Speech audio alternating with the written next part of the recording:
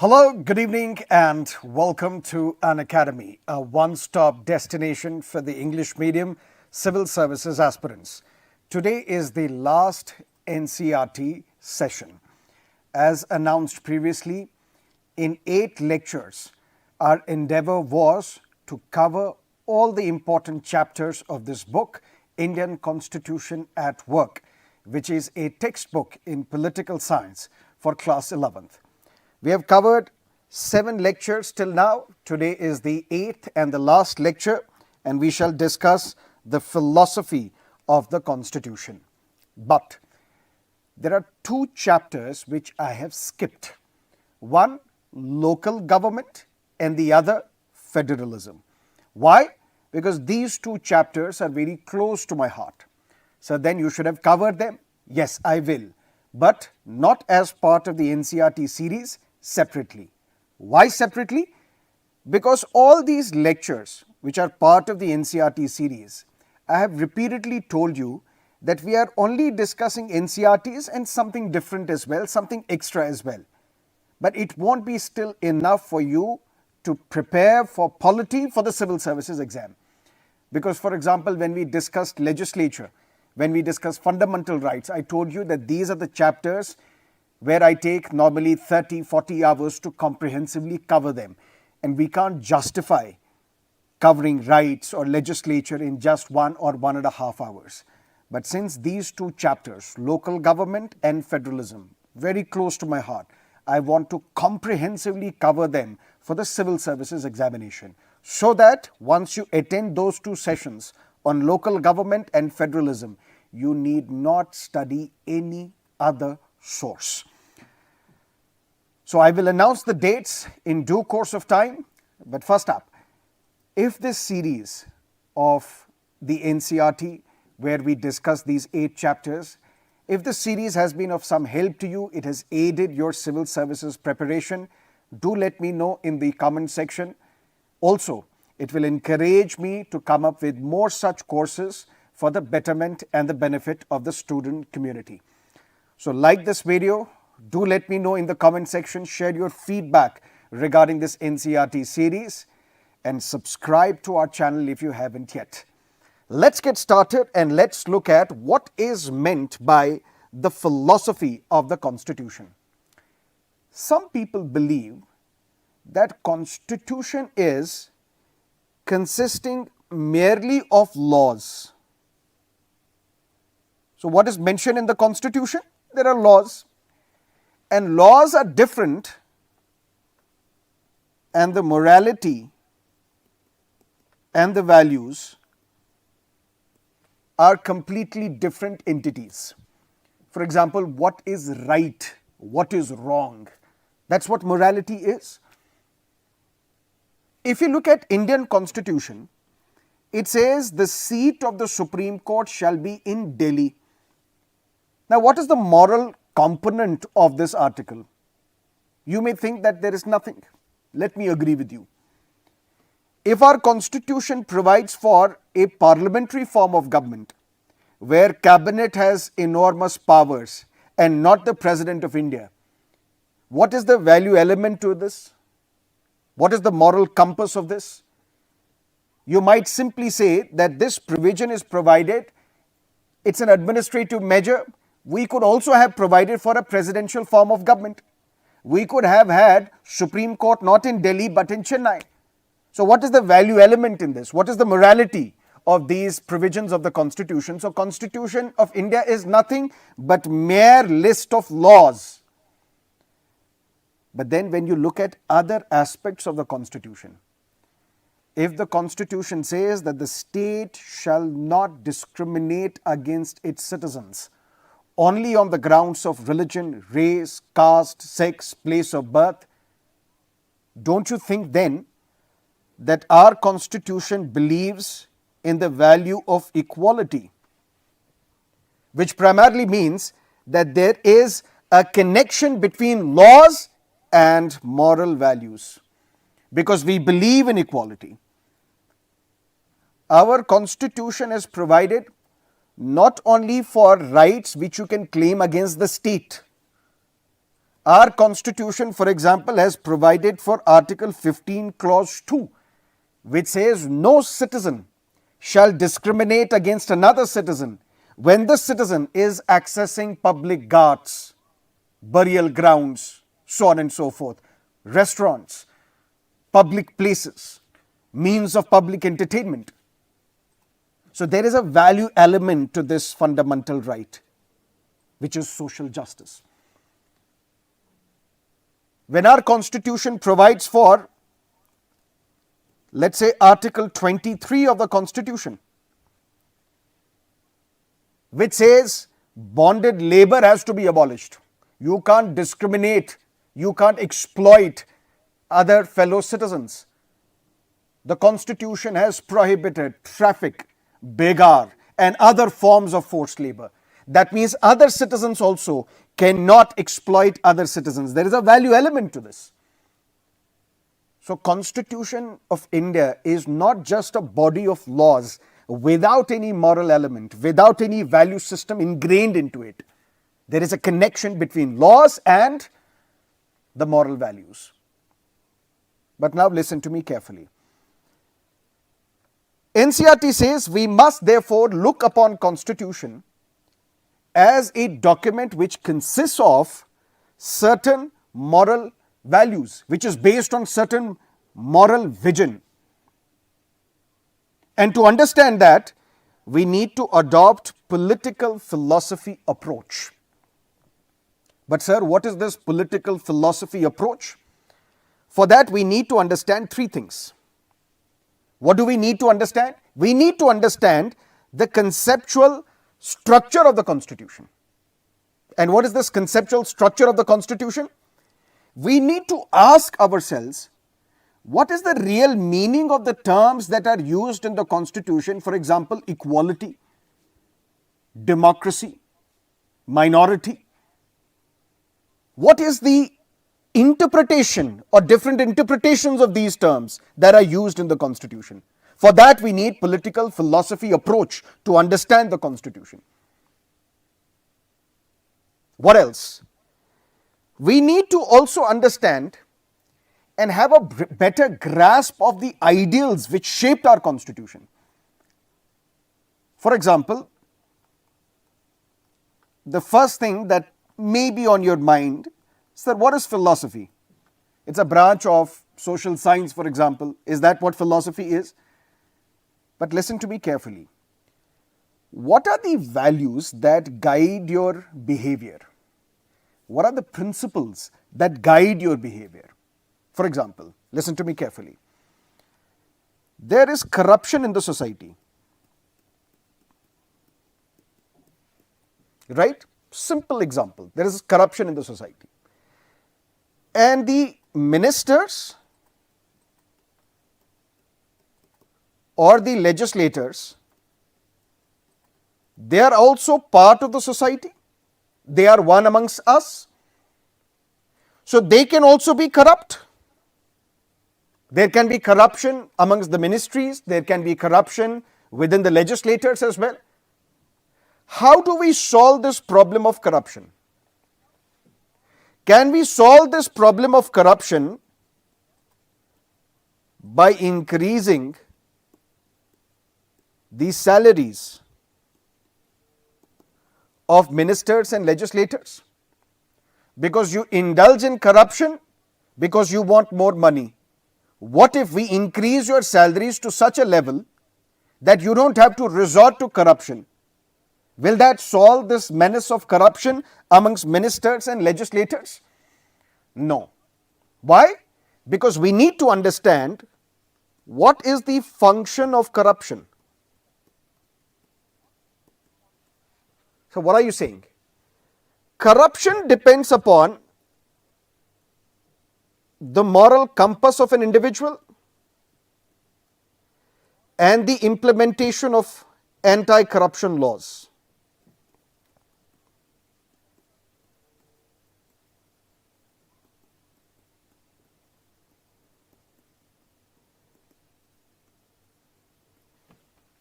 What does that mean?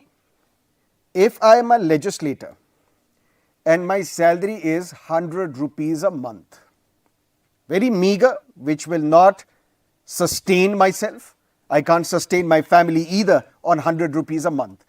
But if my moral compass is high, I will not resort to corruption.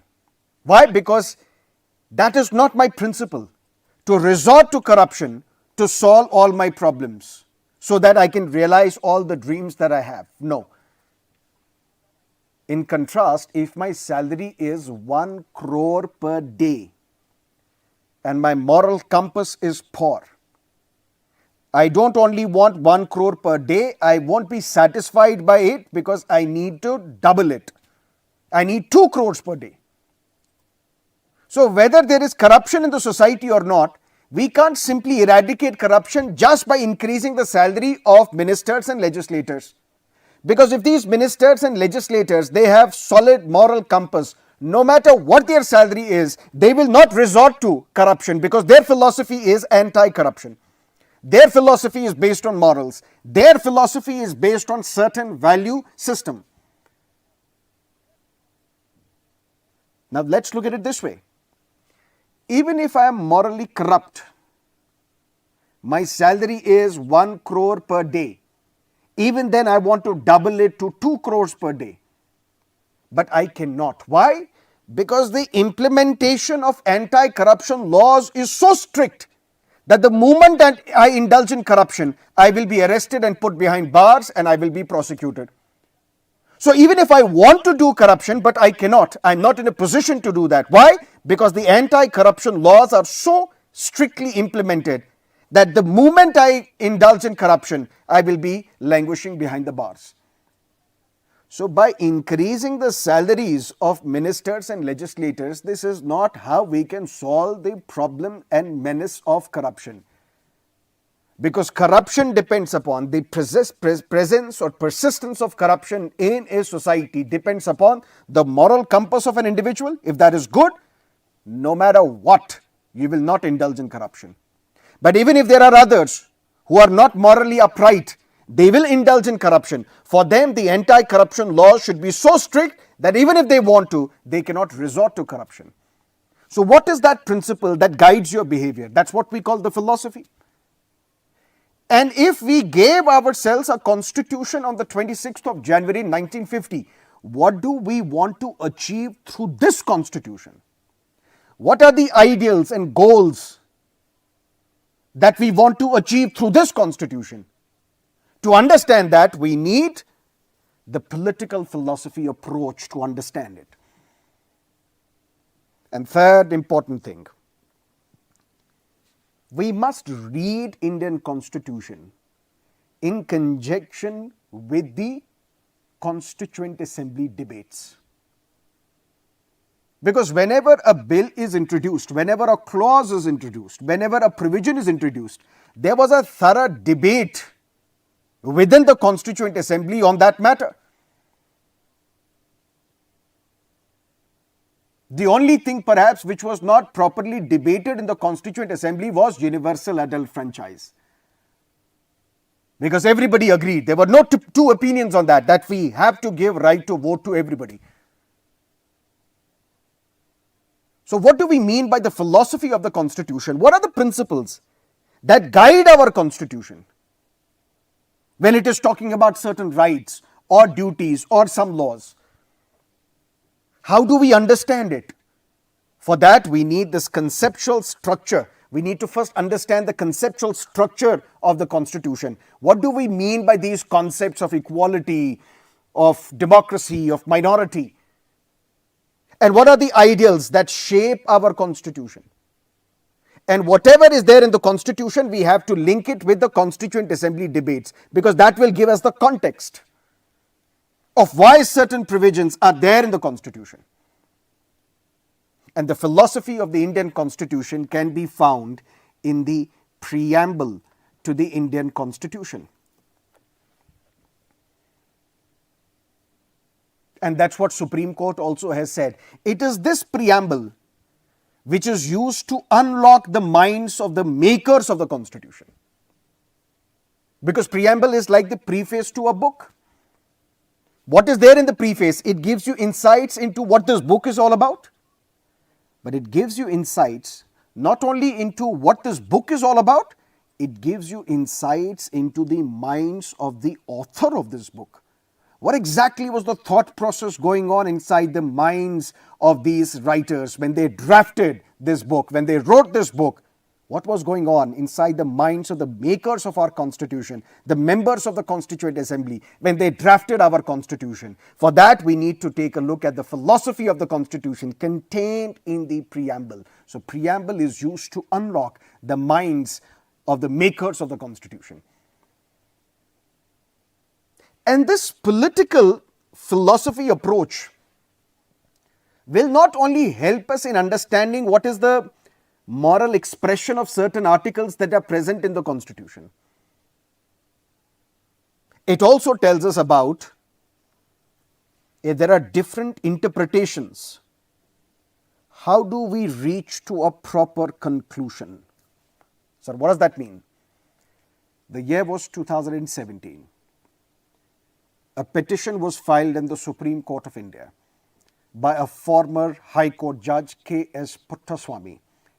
He approached the Supreme Court and said, "My Lord, Aadhaar violates right to privacy, which is a fundamental right under Article 21. The government, on the other hand, claimed that there is no right to privacy, because right to privacy is not explicitly mentioned under Article 21. Because Article 21 says, the state shall not deprive an individual of his right to life and personal liberty, except according to the procedure established by law." Where is it mentioned that under Article 21, the citizens enjoy right to privacy? What did I tell you?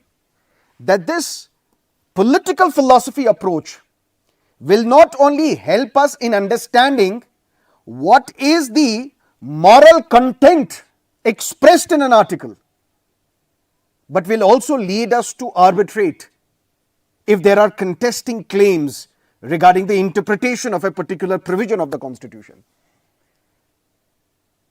And 9 judges of the Supreme Court, they looked at the philosophy of our Constitution mentioned in the preamble and said, one objective of the Constitution which is mentioned in the preamble is that of dignity of an individual.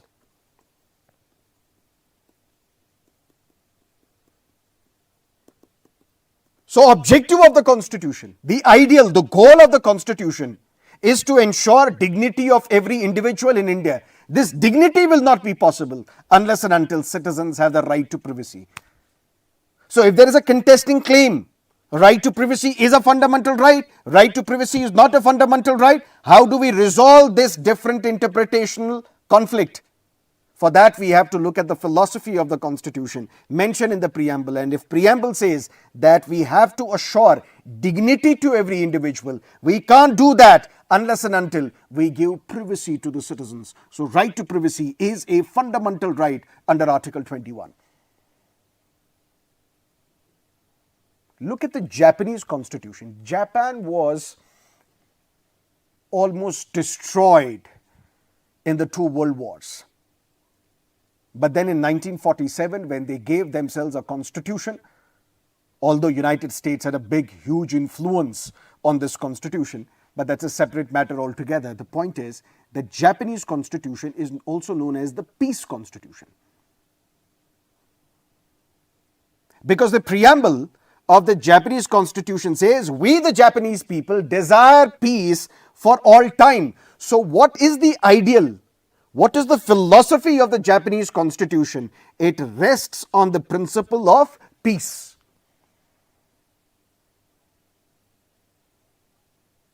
And now we need to understand that our constitution has a transformative role.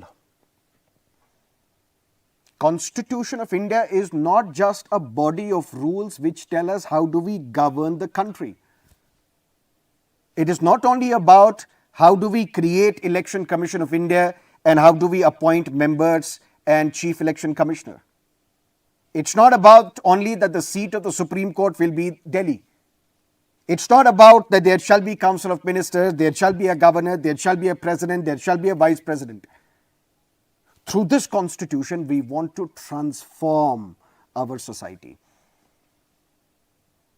So our constitution has a transformative value. And how do we transform our society? Let's go back to the first lecture that we discussed, constitution.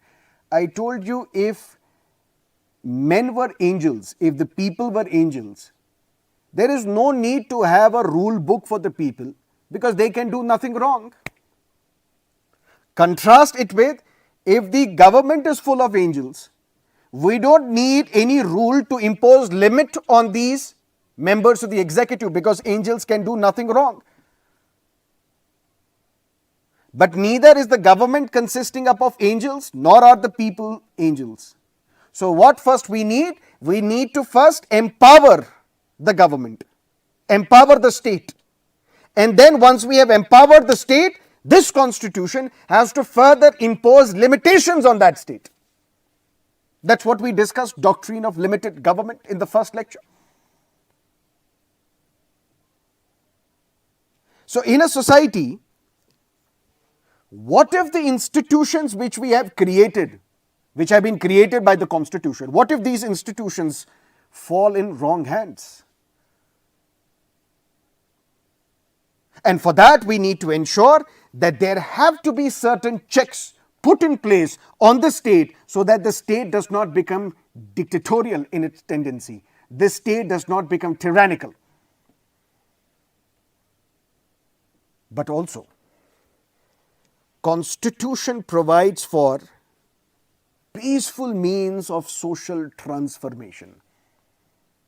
Peaceful means. We don't need, as Marx would make us believe, we need a violent revolution or a revolution to overthrow an oppressive system. Our Constitution provides for peaceful means of achieving social transformation. And for that we need to understand who were the members of the Constituent Assembly. The members of the Constituent Assembly were elected.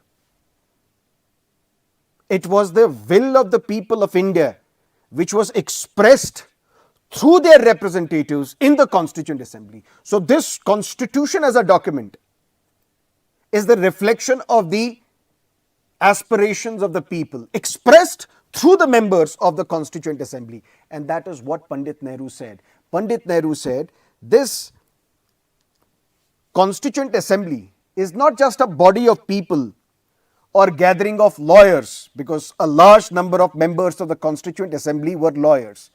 Pandit Nehru said, this Constituent Assembly is the nation on the move, reflecting the will of the entire nation. And through this will, we want to socially transform our society. How? I am going to tell you slightly later. But then the question can be on your mind, why do we need to go back to the Constituent Assembly? Because I told you that every article of the Constitution, every concept of the Constitution, we have to understand by linking it with the Constituent Assembly debates, so that we can understand why this provision was introduced, why was it discussed, how it was discussed, what were the arguments put forward, why exactly it made its way to the Constitution. You might say that should be the job of a historian, a legal historian. But why should a student of political science need to go back to the Constituent Assembly debates to understand this Constitution? Because there is a difference. What's the difference? Look at American Constitution. It's a 17th century Constitution, or should we say an 18th century Constitution, adopted in 1787, implemented in 1789. So this Constitution of United States of America reflects the morals, the values of the society of the 18th century. So maybe to understand US Constitution, you may not need to go through the debates that used to happen at Philadelphia to understand why certain provisions were introduced. But our Constitution is of 1950. The value system has not changed. That is why there is a beautiful line mentioned in the NCERT which says the history of our Indian constitution is still very much the history of the present. Because not much has changed. Our value system remains the same. Our morality remains the same. And for that, we need to take a look at this recent constitution, which is of 1950. That's why we need to go back to the Constituent Assembly debates to understand the basic moral expression expressed in these articles. But now, what is the political philosophy of our constitution? Can you put one term and through this one term say that this is the philosophy of our constitution? You can't. Because you can't restrict the philosophy of Indian constitution to just one word or just one term. Because it talks about multiple things such as it is liberal, it is democratic. Our society, our polity will always remain democratic, which means will of the people, rule by the people, not directly but through their representatives. That's the principle which will guide our society. It will be liberal, it will be democratic, it will be egalitarian. Egalitarian based on the fact, based on the concept that all the people are equal. They need equal rights, they need equal opportunities. Our constitution's philosophy is that we are secular, that we are federal as well. So if you want one term which signifies the political philosophy of our constitution, it's hard to describe our philosophy in one word, because it is liberal, it is secular, it is democratic, it's egalitarian, it is federal, all in one. And let's further delve into these individual philosophies. First is individual freedom. We say Raja Ram Mohan Roy, he was one of the first political leaders to advocate for a free press. He said that government should be responsible to the needs of the people. And then people should be given the opportunity to publish, express their needs. Because if government has to be responsible to the needs of the people, how will people express their needs? For that, there should be no restriction on publication. Raja Ram Mohan Roy advocated for a free press. In fact, he is considered to be one of the first political leaders to advocate for free press. So when our constitution, the principle which guides our constitution, the philosophy of our constitution, when it speaks about individual freedom, you can't say that this concept of individual freedom emerged when the members of the Constituent Assembly, through a round table, decided something and this concept of individual freedom miraculously appeared, and that is how they made it part of the Constitution. No, it has a history, and for that we need to go back to Mr. Raja Ram Mohan Roy. Not just that. Freedom of expression is an integral part of Indian Constitution. Because do you remember the Rowlatt Act, where people could have been arrested even without a reason? Didn't the Mahatma called for satyagraha against the Rowlatt Acts? That is why in Indian Constitution, one guiding principle is our focus on individual freedom. And that individual freedom would also mean that you have the freedom from arbitrarily getting arrested. Without any reason, nobody can be arrested in India. So when we say philosophy of the Constitution, for that we need to have a conceptual understanding of the terms that are mentioned in the Constitution and locate these things in our past, in the debates of the Constituent Assembly. And if our Constitution's philosophy rests on individual freedom, that means freedom of speech and expression, that means you should not be arrested on mere suspicion, nobody should be arrested arbitrarily. All this is to be located in our history because we were denied these rights.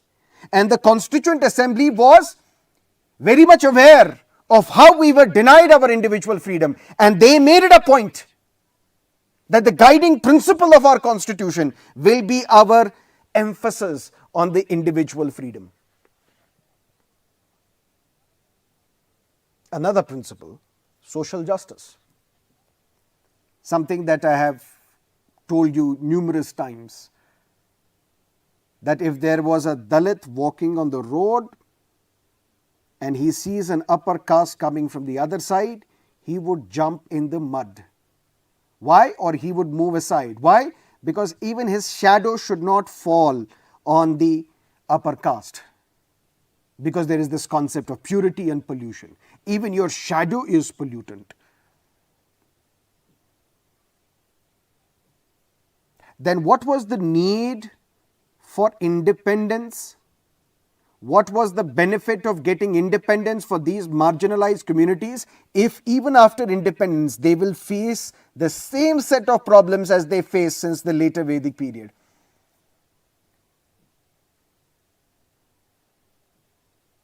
The philosophy of our Constitution reflected through the preamble, it says social justice is one more guiding principle that will guide our Constitution, that will guide our society. I have told you previously that first we will discuss our Constitution at work, then we will take a break, and then we will start another beautiful NCERT book called Political Theory. And there we will discuss the idea of liberalism. But here very briefly, what is classical liberalism? Classical liberalism favors a laissez-faire state, where the state should not interfere. State should not interfere, whether it is in economic terms, whether it is on some other aspects of society, state should not interfere. So in classical liberalism, the focus is on individual liberty. The focus is on individual rights. And this classical liberalism is not found in Indian Constitution. We differ from this classical liberalism concept. We have our Indian liberalism. And what is this Indian liberalism? Because if we prioritize individual rights over social justice, then one person will have the liberty to do anything, which may also mean to discriminate against somebody on the grounds of caste. Then how can we ensure social justice in the society? So we differ on this concept of classical liberalism when we say in India that we have Indian liberalism, which means we believe in social justice, and that is best reflected in the articles of the Constitution, where there is reservation for SCs and STs, those who are socially and educationally backward classes of citizens, in educational institutions, in government jobs. A reservation for them in legislative assemblies as well as in the Lok Sabha. But now you can't say that this concept of social justice originated instantly when the members of the Constituent Assembly debated. No, you have to locate it in the history. How? Raja Ram Mohan Roy, he emphasized on the individual rights, but also on the rights of the women, because they were discriminated against. They did not enjoy that freedom. So Mr. Raja Ram Mohan Roy advocated individual freedom, particularly for women. But then there were other social philosophers in India, Swami Vivekananda, M.G. Ranade, K.C. Sen, who advocated for social justice within the Hindu society, where on the issues of caste, there should be no discrimination in terms of this concept of purity and pollution. So if we are now analyzing one by one, what is the philosophy of Indian Constitution? One, it rests on the principle of individual freedom. Second, it rests on social justice. Third, the respect for diversity and the minority rights. We are diverse. And diversity is not only in terms of religious diversity that we have, diversity in terms of caste diversity, tribal diversity, linguistic diversity. And listen to me carefully. We say caste, for example, is not a stratificational system. So there is no movement. If you are at ladder number 1 and over a period of time you have the mobility, you can move the ladder 10. That's what Dr. Ambedkar said. Hinduism is like number of stairs of a building, but you die in the floor in which you are born, because there is no upward mobility. So Hindu society, according to Dr. Ambedkar, is a hierarchical system based on caste hierarchy. So if there is a society where there are multiple communities residing, but within a community there is hierarchy and one group will dominate over the other, and then we can say one community and the other community, there will be tussle between these two communities as well. These communities will act as rivals. How can the Constituent Assembly, that was the debate going on, how can we ensure that there is mutual respect amongst all the different communities that are residing? How can we ensure unity and integrity of India? For that, the Constituent Assembly they had an option of following the Western model, which is don't recognize a community. Consider all as the citizens of India. Don't recognize them into scheduled castes, scheduled tribes, Hindus, Muslims, other diversities, so on and so forth. Don't recognize communities at all. Just tell them you are Indians and that's the only identity that you have. Then there is no one group dominating the other.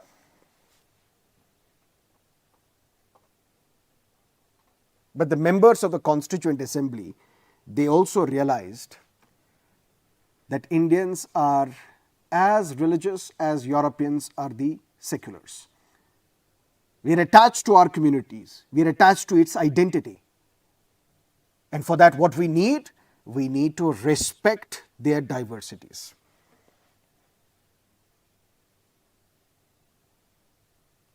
And then provide for minority rights. And that is reflected in Article 30 of the Constitution, where any minority, whether based on religion or language, they can establish, administer educational institutions of their choice. Because that's the principle that guides our Constitution, that will guide our society. It won't be only on the system of individual freedom, but social justice as well, respect for diversity as well, minority rights as well. And who are these minorities? Whether based on language or religion, you have the fundamental right to establish, manage and administer educational institutions of your choice. And the government may also fund these minority educational institutions. It's not that once you have established a minority educational institution, the government may not be in a position to fund. The government can still fund. Something else. Secularism. What is secularism? Separation of church from state. A concept which emerged during the Renaissance period. that we should separate church from state matters. State will not interfere in the matters related to church. Church will not dictate the foreign policy, the economic policy, the social philosophy of a particular state. Complete separation of church matters, religious matters, and the state matters. That is what we call secularism. In Western societies, it is based on the concept called mutual exclusion, which means both the church and the state should not interfere with each other's internal affairs. That is what we call mutual exclusion. Remember, important, what is the purpose of this strict separation? Listen to me carefully. I'll give an analogy. Suppose there are 5 friends who are studying in a college, and suddenly this 5 friends group, they enter into a fight with another group of 5 people. Now, one member of this group, he has some contacts with the police, maybe the DGP, maybe the superintendent of police of that district. Will not this individual become powerful because he is connected with the state? Same applies with religion as well. If there are multiple religions and one religion is declared as the official religion of the state, will not this religion become even more powerful than it previously was, because now it has got backing of the state? Further, within this particular religion, what if there is discrimination? One group within that religion is discriminating against another group. And if that dominant group is dominating a subordinate group, that subordinate group might turn to the state, please protect me. But then the state will be that we give sanction to this religion, we give official recognition to this religion. Then where will this group which has been discriminated against go towards for justice? And that is why it is argued that under this mutual exclusion, the state should not support any religious authority, should not support any religious institution, should not support any religious organization. And let these religious organizations decide their own religious affairs. We will not interfere, because there is strict separation of powers between the church and the state. Mutual exclusion. We will not interfere in your internal affairs, you don't interfere in our internal affairs. That is mutual exclusion. But we don't follow mutual exclusion in India. What we follow in India something called concept of principled distance. Sir, what is this concept of principled distance? State will be distant from all religions.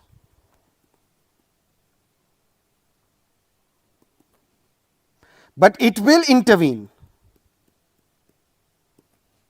or it will abstain, depending upon what approach is better, whether intervening is better, abstaining is better. For what? For equality, for liberty, for social justice. Sir, what are you saying? I am saying we are discussing the philosophy of the Constitution. What are the principles that guide our Constitution, our society? What are the ideals and objectives that we want to achieve through this Constitution? For that, can we have a single word to describe the political philosophy of our Constitution? No, because it is liberal, it is democratic, it is secular, it is federal, it's egalitarian, all at once. So what can we say is the philosophy of the Constitution? It is based on individual freedom. It is based on social justice. It is based on the respect for diversity and minority rights. It is secular. And what is secularism? Something which we can say originated during the Renaissance period, where we are talking about strict separation, mutual exclusion. State and a religious institution. State and religion will be separate.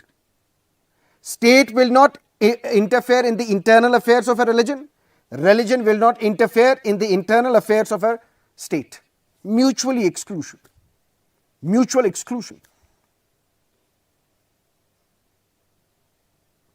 One religion will not be given the official religious tag that this is the official religion of India or official religion of this particular country.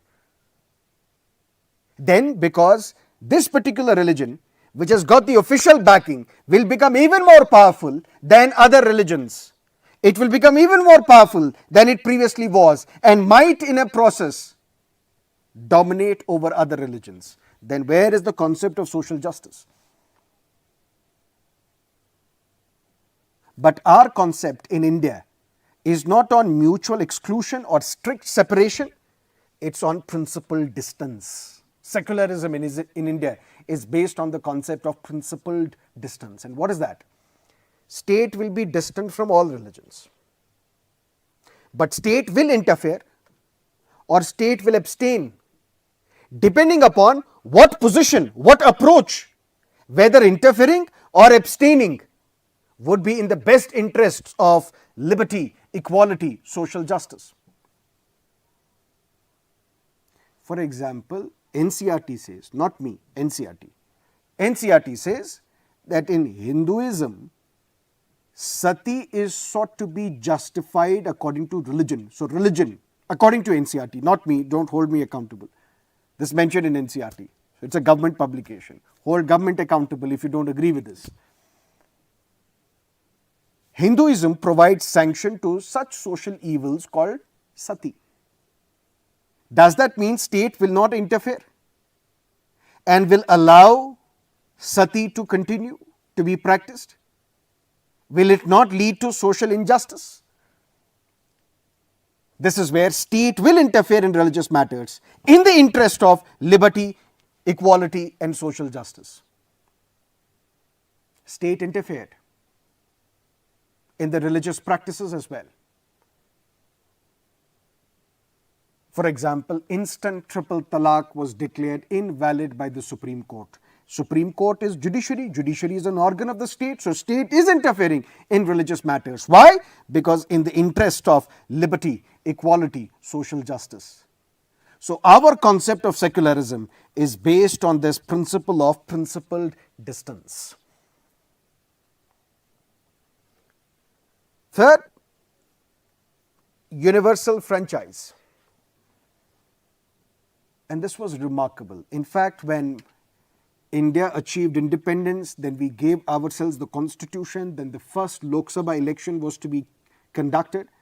Obituaries were written that India as a democratic experiment is bound to fail. Why? Because how can they provide voting rights even to illiterates? How can they provide voting rights to even women? Because these Western countries, they gave voting rights to women after so many years. Britain in 1920, US in 1928, Switzerland in the 1970s. But in one fell swoop, in 1950, when we gave ourselves the constitution, we provided for universal adult suffrage, where every adult will have the right to vote. And that does not mean this universal adult suffrage, it came out of the Constituent Assembly when they debated amongst themselves, that's it. Again, you have to locate this concept in our history. The year was 1895, when the first non-official attempt was made at drafting the Constitution of India. Non-official, that means no official sanctity was given to this body. Who is the author of this document called Constitution of India Bill 1895, also known as the Swaraj Bill? Some say there is a dispute as to who is the real author. Some say it can be Lokmanya Tilak, some say it can be Annie Besant, whatever. The author is anonymous. This first non-official attempt of drafting the Constitution of India, it spoke of that all people in India had the right to take part in the affairs of the country, have to be admitted to public office. Universal. Motilal Nehru report, which came in the backdrop of Simon Commission in the year 1928, affirmed that citizenship without any discrimination on the grounds of sex, everybody should have the power to be part of the state, should have the right to vote, should participate in the affairs of the state. And that's what Aladi Krishnaswamy Iyer, a member of the Constituent Assembly, said. The Assembly has adopted the principle of adult franchise with an abundant faith in the common man and the ultimate success of the democratic rule, and in the full belief that the introduction of a democratic government will promote the well-being of the citizens of India. So another principle on which our constitution rests, guiding principle, is universal franchise. And then federalism. In federalism, there are two important units. There is center and there are states. Between center and states, there should be dual government. There should be distribution of powers. One government at the center, one government in the states. It's not like we will be controlled, administered and governed by one center, where the laws will be passed in Delhi for the entire country. No, we will have a legislature at the center, we will have a legislature in Karnataka as well, in Gujarat as well, in UP as well. And then this constitution will distribute powers. It's not that center is more powerful than the states, or states are subordinate to the center. Constitution envisages that center will have its own area of influence. The states will have their own area of influence. States are not subordinate to the center. So in federalism, there are two units, center and states. But does that mean all states are to be treated equally?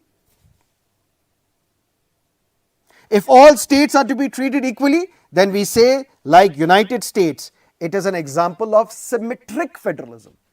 There is symmetry in the way all states are to be treated. All states will have the powers. All states will have the roles, responsibilities allocated to itself.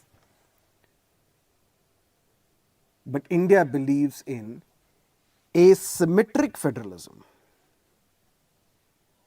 I'll tell you two such concepts of asymmetric federalism. One asymmetric federalism is, listen to me carefully, that although we are a federal polity, but our federalism is such that it still creates a strong center. Strong center in the sense, who has the power to regulate citizenship? Parliament. Who has the power to reorganize the boundaries of the states? Center. Who has the power to dismiss a state government imposing president's rule? Center. Who has the power to impose national emergency? Center. Who has the power to appoint a governor? And through that governor, you are also destabilizing the states ruled by the opposition political parties, opposition to the ruling party at the center. We have a common election machinery. We have a common audit machinery. There are more items in union list than they are in the state list. So there is asymmetry. It's not that states and center, they have equal roles, responsibilities, powers. Our constitution, despite believing in federalism, creates a strong center. This is asymmetry. States having lesser powers, center created strong. Second asymmetric federalism concept, Article 371. For example, the law passed by Indian Parliament, if it affects the land or the customs of the people of the Nagaland, the Nagas, this law will not be applicable to Nagaland. Similar provision for Mizoram. So there is asymmetry. Such a law is not present anywhere in the country.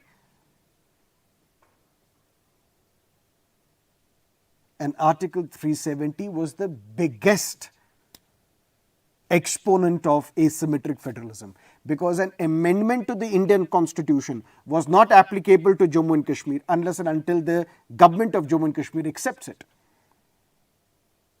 Parliamentary law was not applicable to J&K unless and until J&K government accepts it.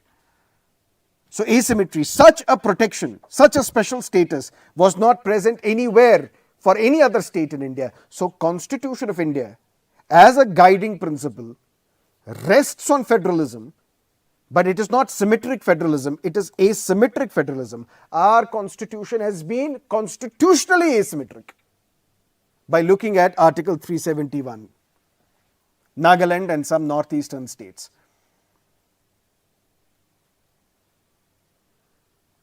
Although Indian Constitution did not originally envisage this, but India is now a multilingual federation. Tamil Nadu will have its own state language, Tamil, Kannada, Malayalam, Telugu, Odia, Bengali. Or is it that center imposes one language as the official language for the entire country? No. So that is another asymmetry that we see. Multilingual federalism in India.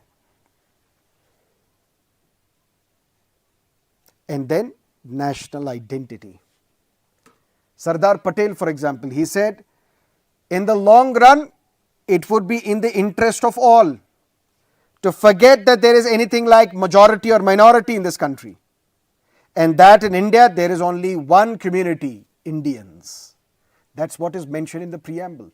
We, the people of India, having solemnly resolved to constitute India into a sovereign, socialist, secular, democratic republic, and to secure to all its citizens justice, social, economic, political, equality of kind and of opportunity, liberty, fraternity, dignity, assuring unity of India, fraternity, unity, fraternity, brotherhood, one common identity, which is that of India.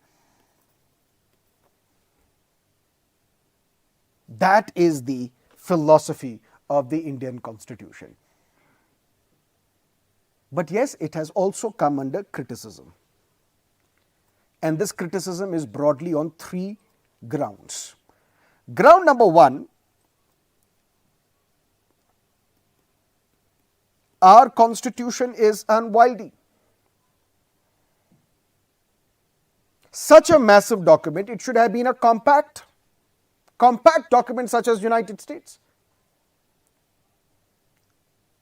Sir, what does that mean? For example, some of the students have issues with one teacher who gives notes in thousands of pages. For example, you say, sir, why are you giving notes in 1,000 pages, 2,000 pages, 3,000 pages? It should be a compact of 100 or 200 pages, that's it. Similar is the criticism for the Indian Constitution, that Indian Constitution is so big, so massive, it is difficult to enforce. But we need to understand that other constitutions of the world, they are not as detailed as India. Because Indian Constitution is massive because it contains provisions even for Election Commission. It contains provision even for the UPSC, State Public Service Commission. That means each and every aspect of governance is taken into account when it comes to Indian Constitution. That is why Indian Constitution cannot be a compact one. It has to be big, massive, and the lengthiest constitution of the world. Second criticism of Indian Constitution is that it was unrepresentative.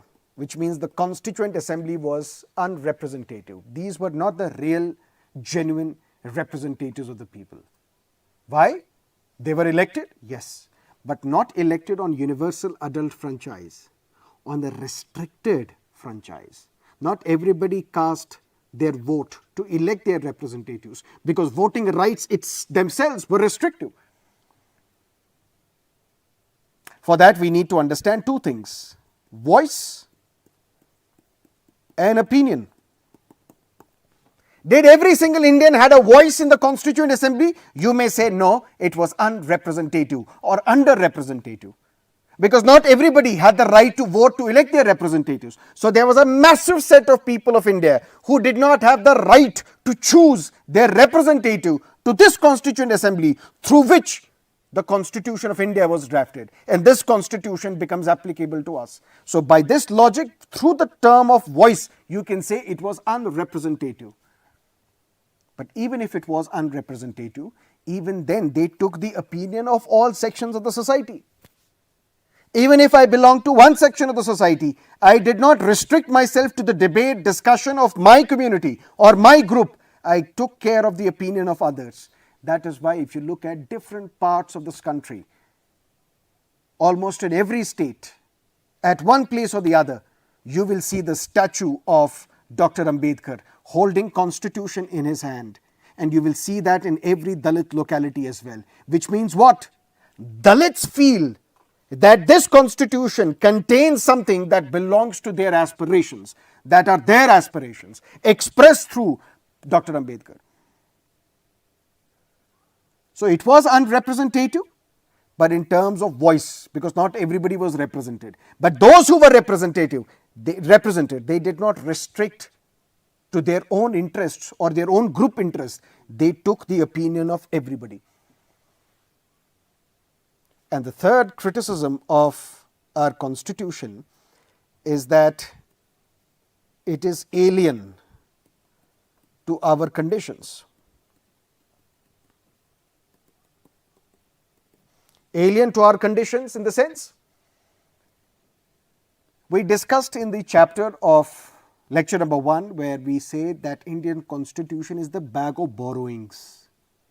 We have borrowed different provisions from different constitutions.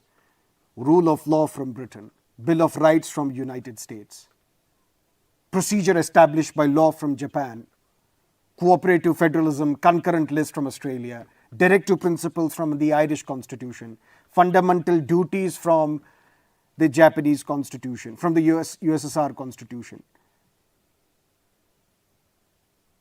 So our Constitution is the borrowed one. That means it is alien to our conditions. This is what Mr. P.V. Kane, he writes in the History of Dharma Shastras, volume 5, wherein he says that he was also critical of the Constitution. He said our Constitution is blindly aping the West because our Constitution is only focusing on rights. But as Indians, we have duties towards our state, towards our fellow citizens, towards our nature. Those duties are not mentioned in the Constitution because our Constitution only focuses on rights that are available. But we need to understand and appreciate that all these provisions which were borrowed were adapted to Indian needs. That's what Dr. Ambedkar said. What do you expect from a constitution created at this point in time in history? It cannot be entirely novel. But what we need to take the best practices from different parts of the world and adapt them to Indian needs. That speaks volumes about the outlook of the members of the Constituent Assembly. They were not rigid, that why should we borrow provisions from other constitution, we will make our own provisions. They were open, they were liberal, and they looked at different constitutions of the world and borrowed those ideas which would help Indians, which would be required in India. So it was not blind aping or blind borrowing. But even then, towards the end, we can say that there are limitations. Not every country is perfect. Not every document is perfect. And you can say Indian constitution by that logic may not also be perfect. That is why it is subject to change. It is amended multiple times, and we discussed yesterday amended 106 times. For example, limitation is constitution as a centralized idea of national unity. Can we have unity through one language? The concept that we say the official language of the union shall be Hindi in Devanagari script. And there have been protests in different parts of the southern India against the imposition of Hindi. Or what about some important issues of gender justice, particularly within the family? Should women inherit as much property as the male counterparts in their family inherit? Not something mentioned in the constitution. For that we had to go to the courts. So when it comes to gender identity or gender justice, perhaps the constitution has only glossed over these issues. And the most important of all, directive principles of state policy. For a common Indian, for an average Indian, for a poor Indian, directive principles matter more than fundamental rights. Because it is through directive principles that there is an obligation on the state to establish a welfare state. It is through directive principles that we will ensure social and economic democracy. It is through directive principles that we will ensure equal pay for equal work. It is through directive principle that we will ensure that no matter what economic system you use, Article 39 Clause C, the operation of economic system should not result in the concentration of wealth to a common detriment. There should not be concentration of wealth, yet there is. Article 39 Clause B, which says the material resources should be so distributed so as to subserve the common good. Yet this directive principle is not enforceable, but fundamental rights are enforceable. That is why there were many who argued that these DPSPs should also be part of fundamental rights chapter so that they are also enforceable like fundamental rights. This is another limitation. But it is possible to give answers to these limitations, to explain why this happened, or even to overcome them. But that is not our point, says NCERT. We are arguing that these limitations are not serious enough to jeopardize the philosophy of the Constitution. Philosophy is rock solid, based on the concept of individual freedom, based on the concept of respect for diversity, minority rights, secularism, federalism, based on the concept of social justice. That brings us to the end of this NCERT series. In 8 lectures, we covered all the important chapters of this book, Our Constitution at Work, or Indian Constitution at Work. And as I promised, we will discuss federalism separately in great detail, not linking it to, not restricting it to NCERT discussion only, and we will discuss local government also in great detail. And if you have enjoyed or thoroughly enjoyed and have been benefited from these sessions, please let me know in the comment section after the live is over. In the comment section, do let me know your feedback so that I can prepare for future sessions of eminence, significance, importance for your examination.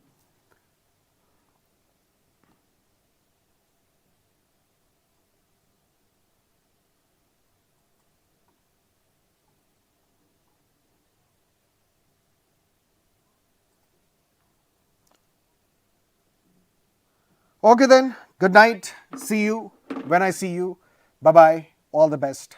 Stay safe.